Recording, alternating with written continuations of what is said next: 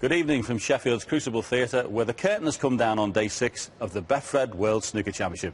News of 4 matches to bring you this evening, and we begin with the second sessions of the 2 remaining matches in round 1.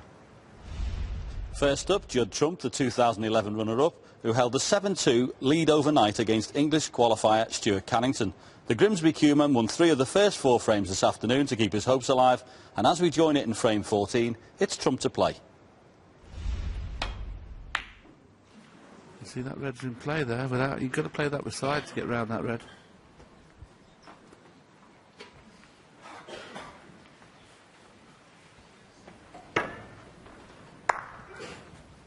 You need to just check up on that on his practice tape, because every one of those thick.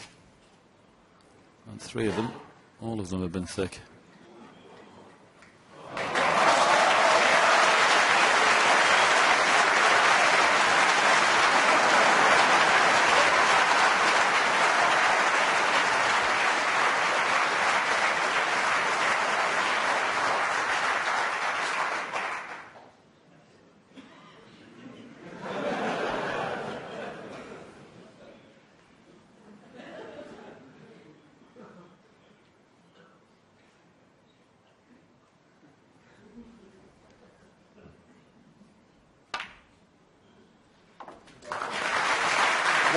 Good pot that. Obviously the black passes the red. So it's a chance to get a sizable lead in this frame. And John mentioned 8-6, you start to worry about things. But 8-5, you're not too worried. So probably a bigger frame for Judd than it is for Carrington, really. He's really fancies the job at the moment.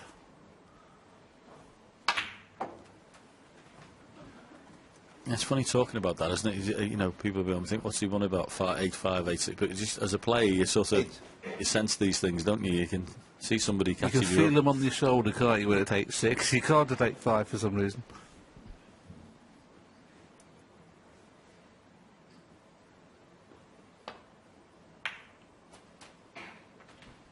Line. We've mentioned that in commentary, but whatever happens in this match, we're going to see an awful lot of this young man. I think he needs to speed up a little bit, John, in his average shot time. Yeah, probably. That might come with a little bit more confidence in playing in the bigger venues. And you know, he's trying to be. There's moments, of course, you can't make any mistakes, so he's just trying to be correct in everything he does. Don't blame him in the slightest. And of course, I'm not saying he's doing it on purpose, but he's probably not doing Judd too many favours, being a little bit slow. Judd likes to have an open game where it's a lot quicker, so it's probably going a little bit against Judd, but that's, you know, it's not a legitimate tactic he's using or employing, it's just the way he's playing. And from Judd's point of view, you've got to beat everyone who comes up against you, no matter how they play. Beauty of this great game. And potting this red, he's opening up another red just below it. That'll pot in the left-hand corner. So he needs an angle on the black. And he's got the perfect angle now to play for that 17. Red. Not a great pack to go into, to be honest. I'd suggest playing for the loose red this time rather than go into them. Do you think that one at the bottom of the cluster goes? Yeah, definitely. That might be a couple of shots down the line. If he finishes low on that one, he'd certainly open the pack up. They're playing on it.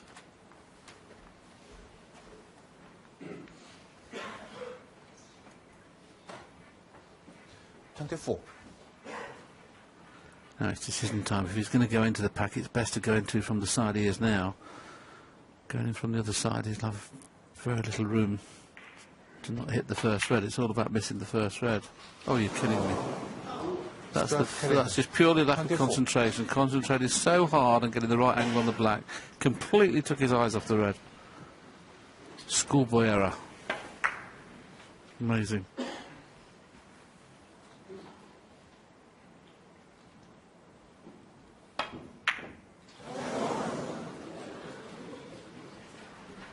Just beginning to feel the heat.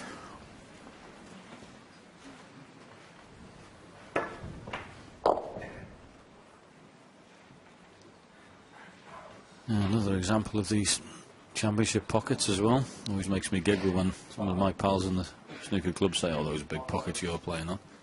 Take it from me, they are not.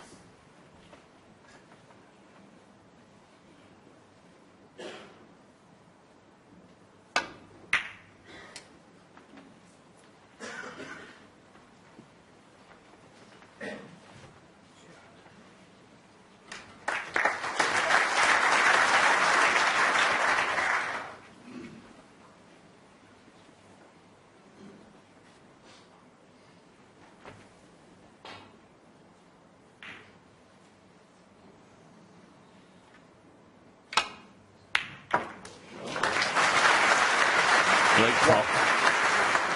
You've missed 3 down that side. Well, that's how to rectify it. Okay, it's only 25% success rate, but that was a beauty. And he knew full well he'd get the cannon off the other red, so the cue ball had come back down the table. It's just getting a little bit dangerous, this match, for Judd Trump. He needs to score here. He could end up embroiled in a really tough match.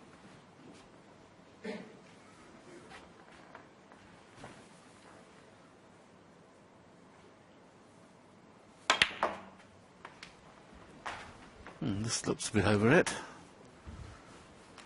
If he's on one of the 2 reds to the left of the pink, it's not the reds he played on. 5. There you can see he is. He didn't play anywhere near there, that's for certain. I think he might take it, though. Quickly.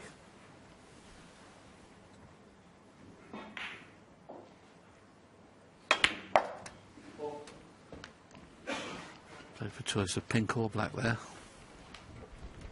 7.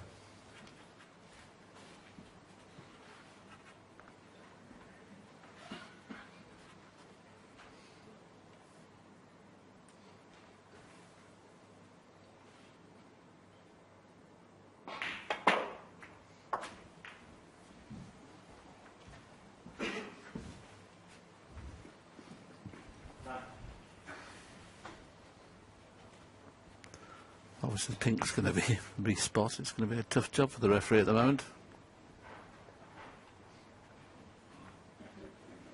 Just a little bit hoping that the pink in a couple of shots time will be available into one of the corner pockets. He'll be working on the black for the next couple.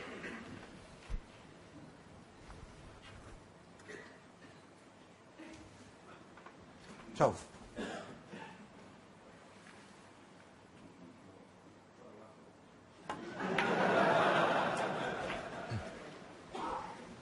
Thirteen.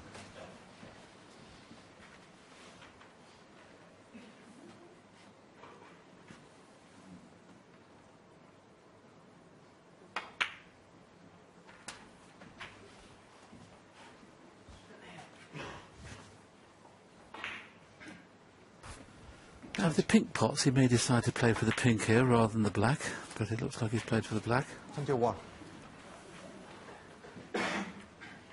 I think it's a key moment in this match now for Judd Trump. Obviously, he's still favourite to win it, whatever happens, but you know, he'd like to, you know, just let Stuart Carrington know he's still there, because at the minute, apart from the one break he made in winning his frame in this session, he hasn't looked very good at all.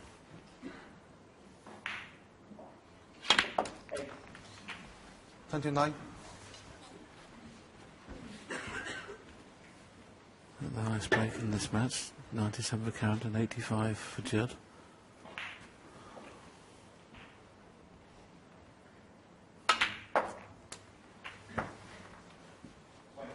I've hardly seen a player that can generate so much spin, John, from little power. He just gets through the ball amazingly well. 36. It's timing, isn't it?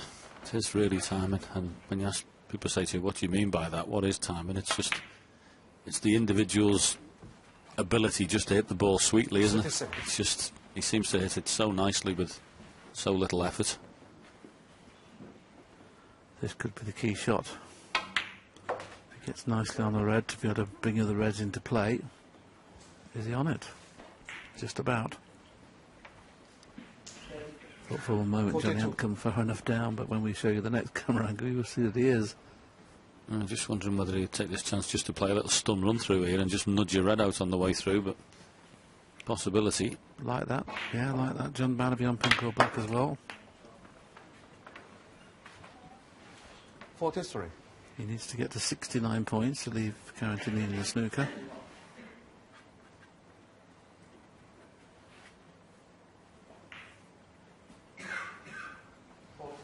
May have to play for the red in the middle. It doesn't look like anything pots in the same pocket as playing the black into. That's why it might be taking the pink. Yeah, he's just got to be a little bit careful with this shot, hasn't he? It's not absolutely straightforward once he plays that cannon into the red. Oh, well played. Nice touch. Very much like Ronnie O'Sullivan or Jimmy White. He just reads the game so quickly. And he works out what's going to happen with the reds when he plays the cannon into them. He realised that even if the pink went back where it is now, not in its own spot, this red would still be available.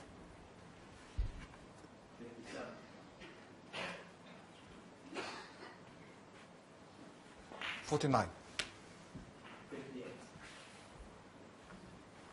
Just checking to see whether the pink will still go, and if it does, he'd like to get onto that pink rather than anything else, because it would bring the other two reds away from the pink spot.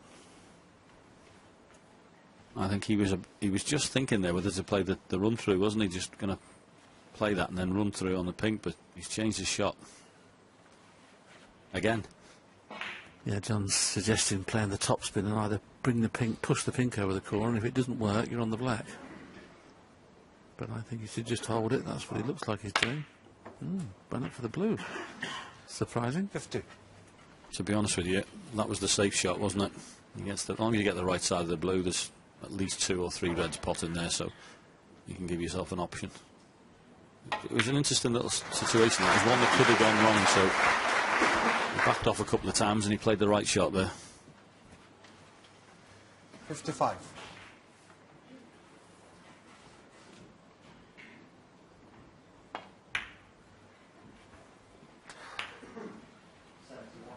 $56.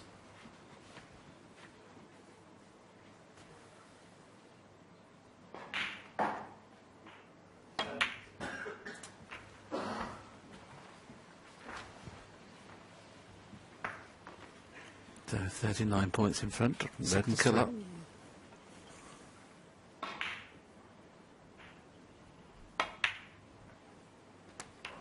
This has been really a good effort from Judd. He's been kept out of the game, he's missed a lot of balls. And this, of course, is frame ball, which takes him over the 68 points he needs. That's what that sidebar is. You mentioned earlier in the session it was slightly frozen out and he scored a 70 break to win the frame. And this has been very good. The opening red was a cracker. 70.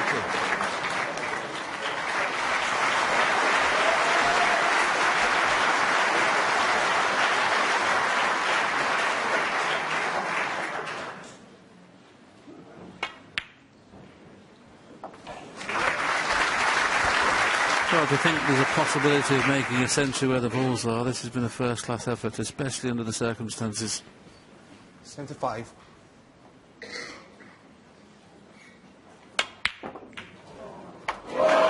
Always looked on, I don't know why the crowd thought that it played in that pocket. One of yours, that, Willie. You can look at a million tapes, John, I won't find one of those from me. Well, what a shame there was no century, but what he did, what he had to do, win that frame to keep Carrington a few frames away from victory. Judd Trump goes 9-5 in front.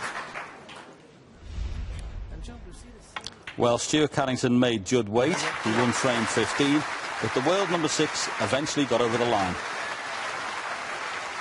A break of 109 in the next secured him a 10-6 victory and set up a second-round clash with Marco Fu, a match which gets underway on Sunday morning.